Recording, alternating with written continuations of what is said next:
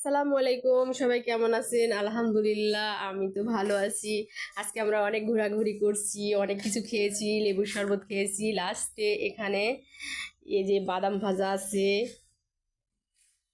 নেমকি আছে, আর ছোট ছোট চিপস আছে। আয়ান বলছে নিমকি খাবো, নিমকি খাবো। তো আমি বাদাম নিলাম, নিমকি নিলাম, এই তো কিনছি। আসলে ছোট মানুষ তো এগুলো পছন্দ করে।